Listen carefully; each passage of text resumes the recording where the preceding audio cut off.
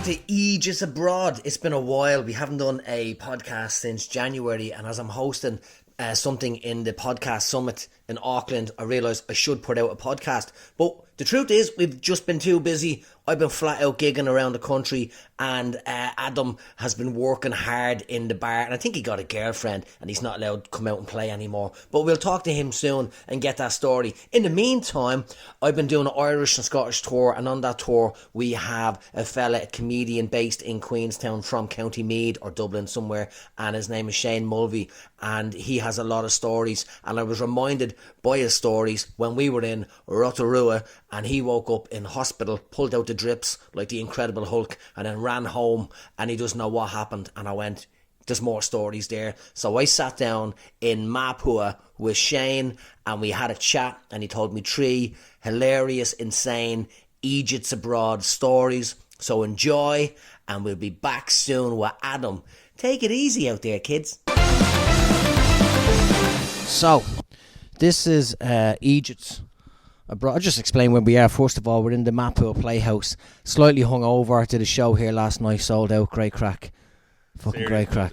Yeah. How are you enjoying the tour so far? Loving it. 4 sold out shows in a row. Yeah. Absolutely buzzing. And tomorrow, or tonight, where are we? Oh, Blenheim tonight. Sold out. Happy fucking days, David. Happy fucking days. Yeah, alright. I don't know how to do this shit. So, the show is Eejits Abroad, right? And normally I do it with Adam, but he got in a relationship with Yoko Ono, and I hadn't had a chance to track him down for about 3 or 4 months.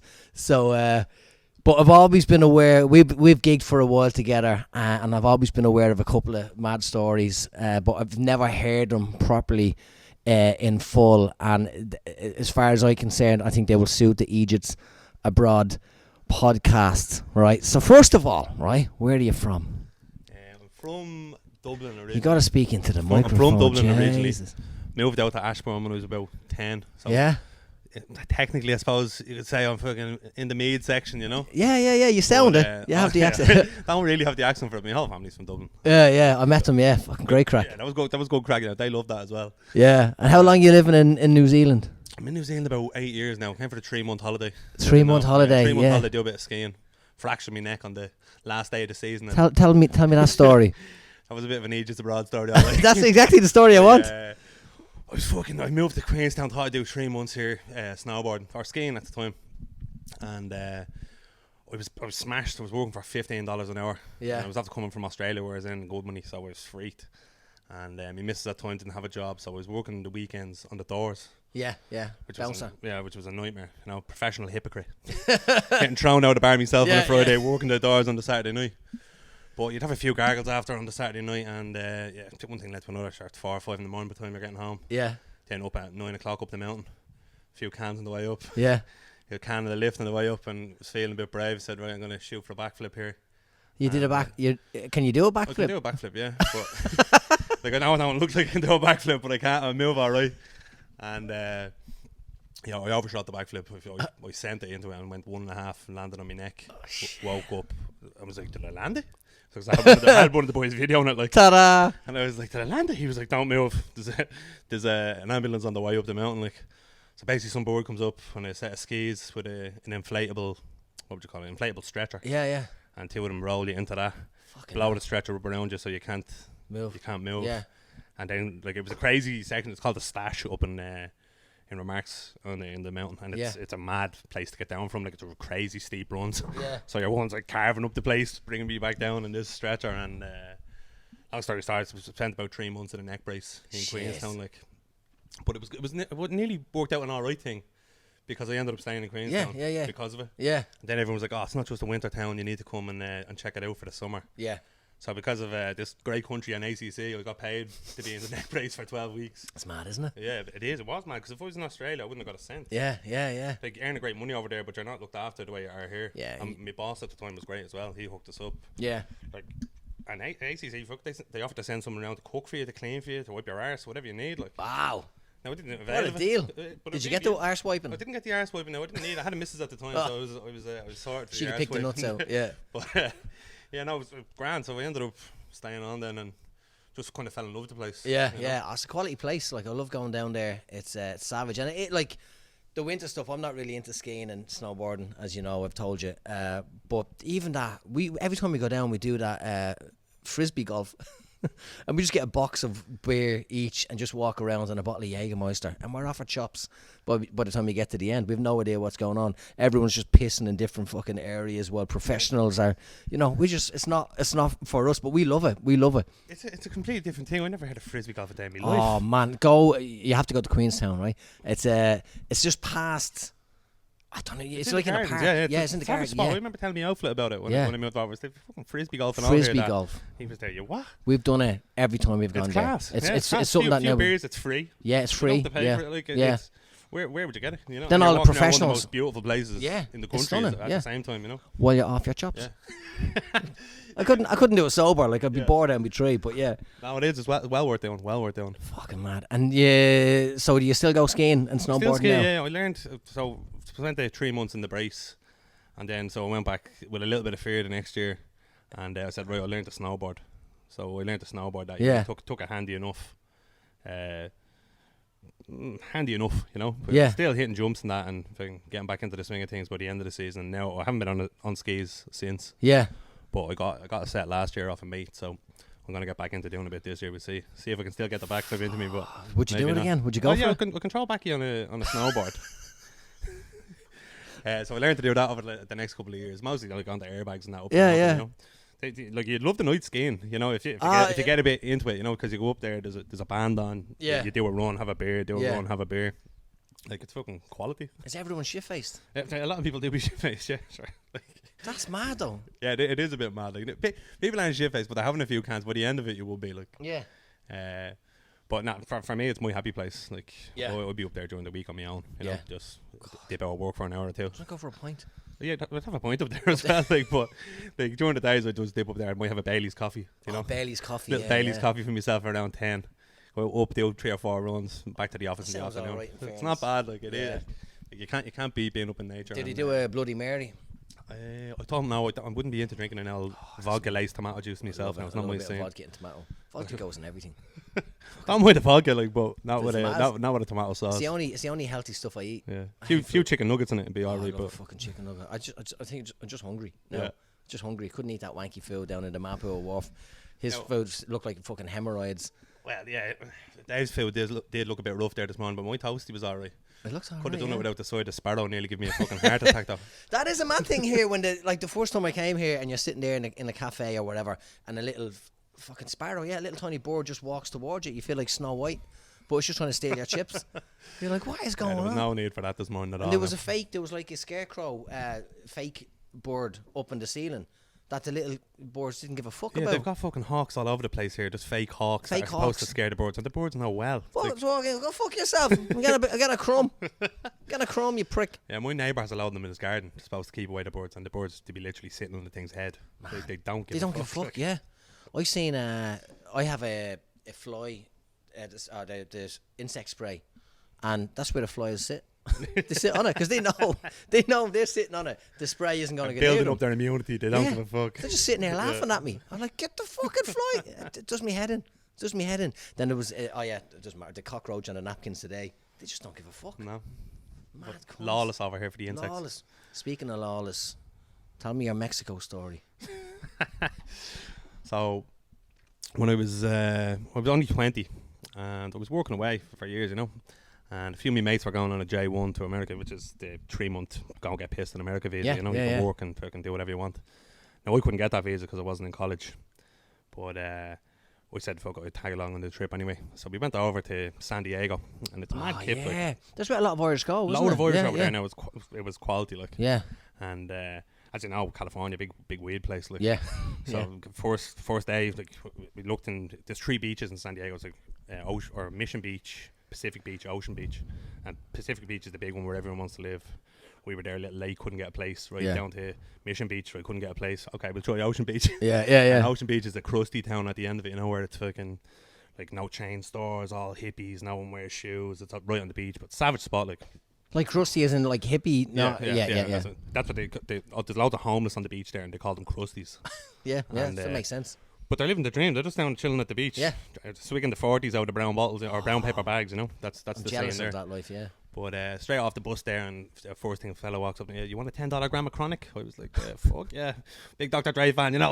What could go wrong? Gives a bit. So we were smoking loads of weed and that there, and it was great crack and everything. But just chilling on the beach, like doing little spots of body surfing during the day, you know, and fluting about, having a few beers at night.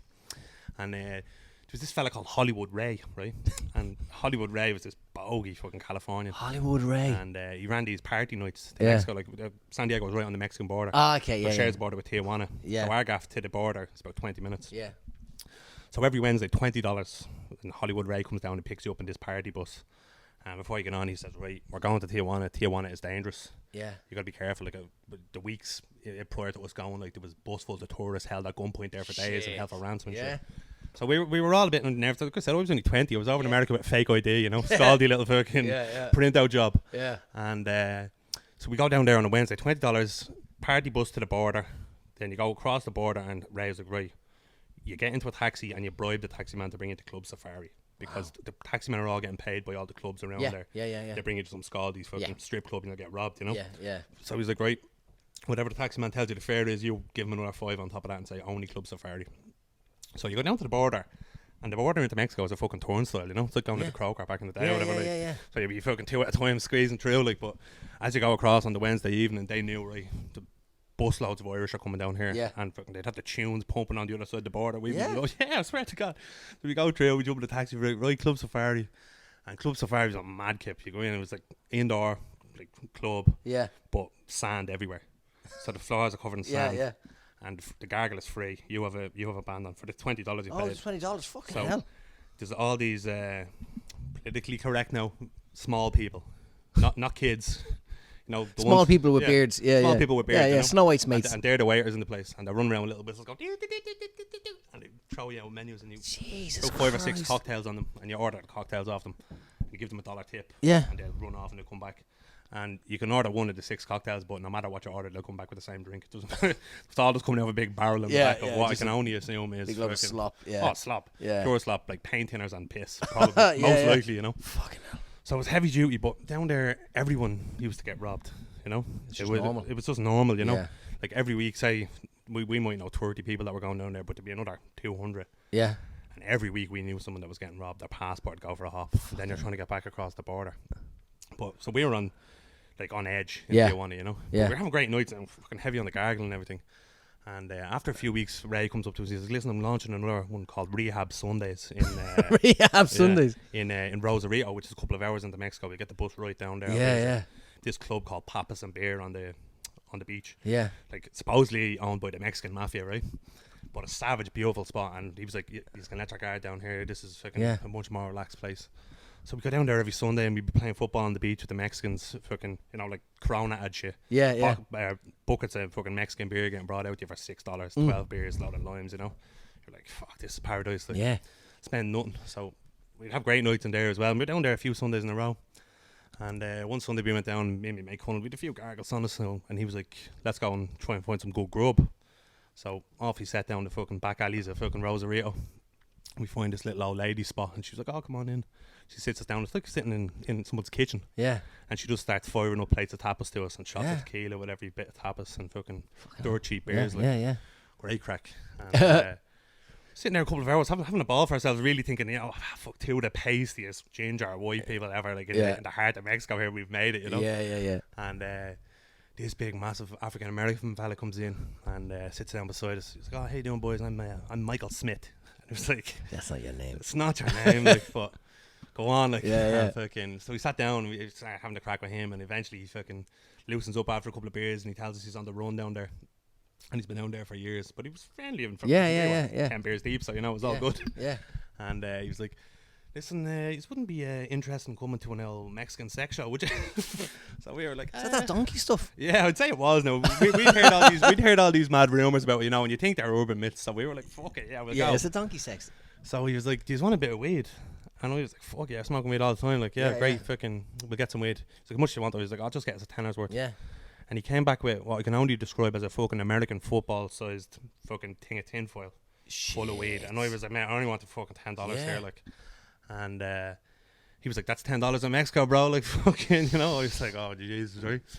So he's like, "Well, we'll just stop in fucking there's like a pipe shop down here. We'll get a pipe, we'll take a few hits off that, and we'll go to the shop. Right, grand, off you go into the shop, buy a pipe, out onto the street.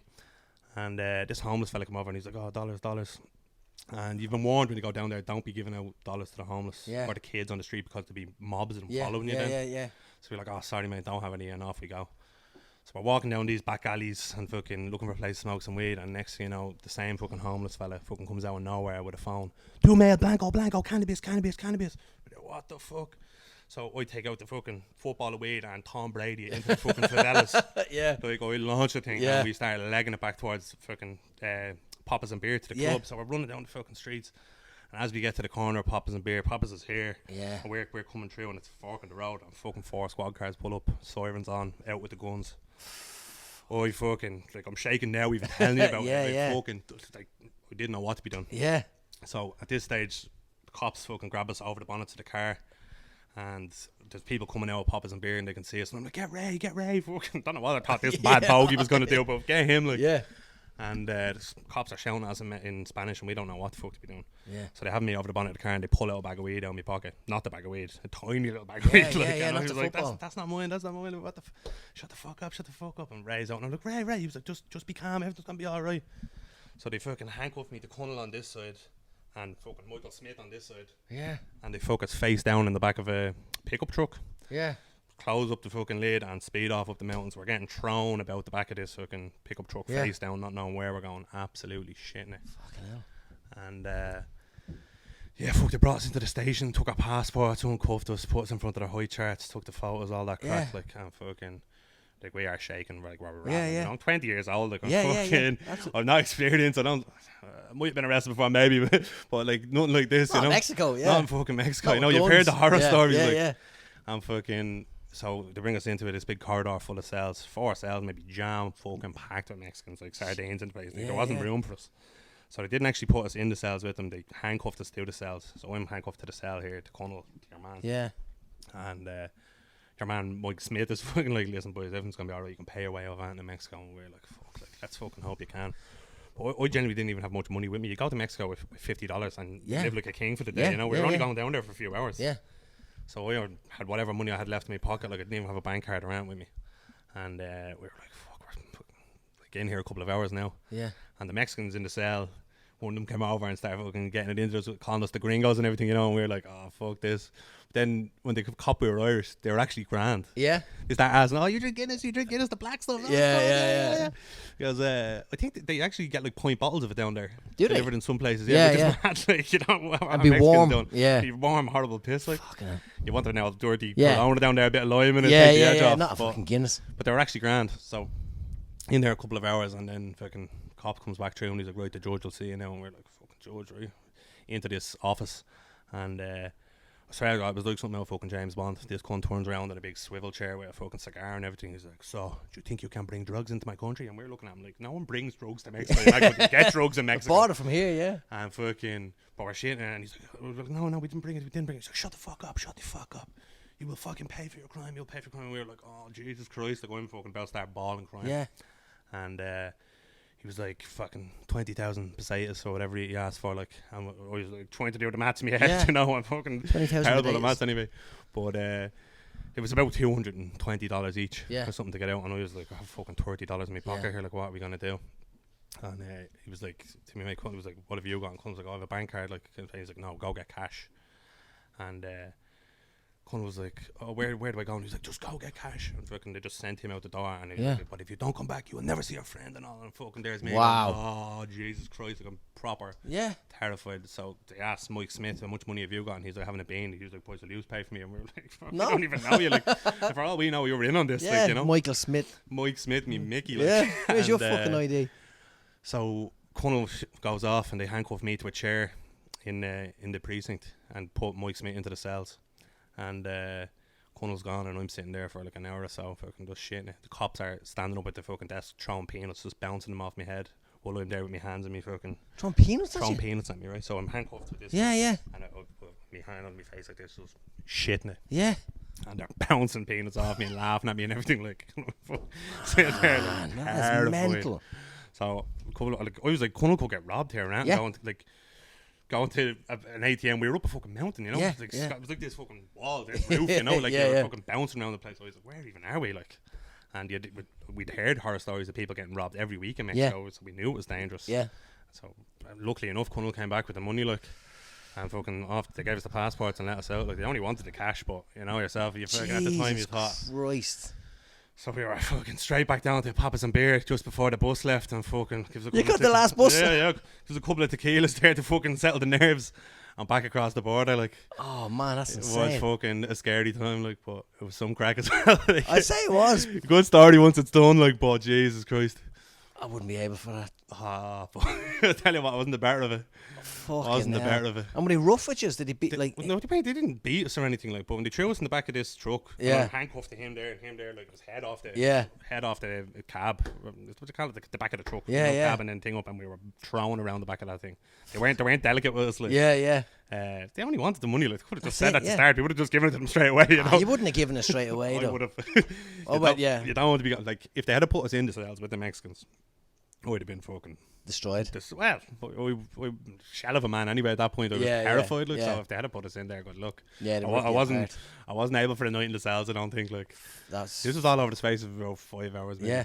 But it was some. And everyone else is in the bar having a crack. And we were down there with a load of people. Like, well, they probably weren't. Like, our mates were like, Jesus Christ, what's going to happen here? Yeah, but he still had a few drinks and had a laugh. Yeah. They're still dancing by the time you got back from prison. We still went back the next Sunday. Did you go back? Yeah, we went back the next Sunday. Yeah, we just didn't go fucking talking. We didn't go looking for football gear. No more buying weed in Mexico for me. That was the end of that. So you got to be careful, like. That's mad. And Mexico does legalise weed as well now. It's all legal down there. You can do whatever you want. Yeah, go back now. And wouldn't mind in California, like. When we were first in San Diego, we were staying in a hostel. Yeah. And there was people like smoking weed outside the hostel, big massive bongs and everything. And there was a cop shop directly across the road. But it's all like everyone had their medicinal card. It's all above board. Medicinal card. Medicinal mean like what's wrong with you? Lots of things. Just give me the weed. I have a headache. You need weed. There you go. But some crack in Mexico off that one. Fucking hell. Is that the maddest? Is that one of the maddest things that ever happened? That has to be, isn't it? Yeah, definitely one of the scariest now. And a few dodgy ones abroad, like. Yeah, like what? Well, I have a good one for you. You like this one? I was living in Sydney for a good while. Yeah. And we were living in a house in Surrey Hills, which is just outside the city.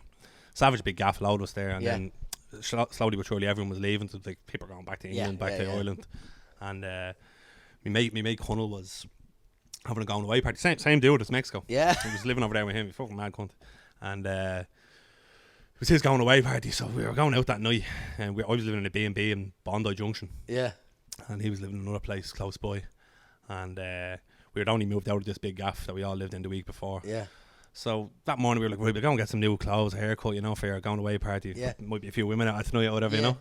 And we were walking by the bar in Bondi Junction where we were having the going away party. I was like, fuck, we've never been in here. We better go in and make sure the beer's alright. This is at about 10 o'clock in the morning. You know? Yeah. So obviously the beer was alright, and we ended up staying there for the day. We were sideways.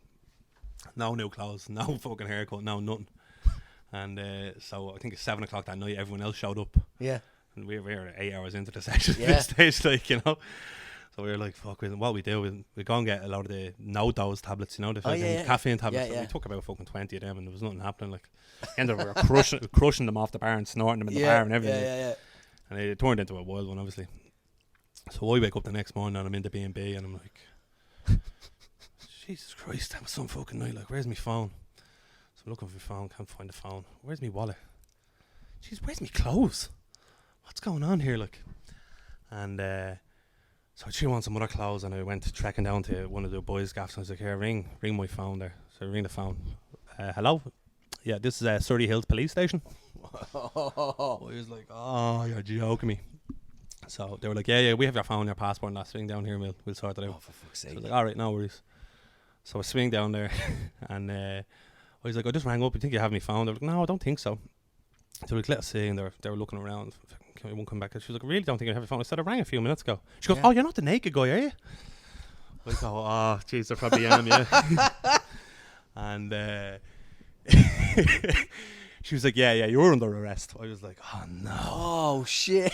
So I was like, listen, what's after happening here? And she was like, were you in Surrey Hills last night? And I was like, no, but I lived there last week, like. And she was like, what was your address? So I was like, 32, whatever the road was. Old Southhead Road or something. And she was like, yeah, well, you were back there last night. Went back, let myself in the back door of this gaff after moving out the week before. I was that drunk, I forgot I moved out. You forgot. Went up, stripped off, got into the bed. And someone else was in the bed? No, there was no one in the bed. No one in the gaff. Yeah. But people came back late that night. Yeah. And found me asleep in their bed. And the cops reading the transcript to me, and they're like, it's an Asian couple. And the Asian couple are like, what are you doing in your bed? And I'm like, what are you doing in my bed? You know, and this goes back and forth for a couple of minutes. And obviously I realise, oh shit, I don't live here anymore. And I just darted out the front door of the gaff, left on my clothes, my phone and everything. That is absolutely fucking brilliant. Yeah, well, the cops were sounding up about it. They were like, this is pure hangover stuff. Like, but, they arrested me for like a couple of hours. Obviously, the people didn't want to press charges or that, and it was all good. Like, and the cops were loving it. They're like, this is the best story going. Oh, that's brilliant. And sent me on my way. Like, so I was in the cells for a few hours again that day. Like, how many times are you arrested? That's the only two times. Yeah. So I left the cell out of that, like, and I was fucking straight to the pub again for a pint to settle the nerves. Alcohol is the fucking cause and solution of all my problems. Exactly. Fucking hell, that's a brilliant story.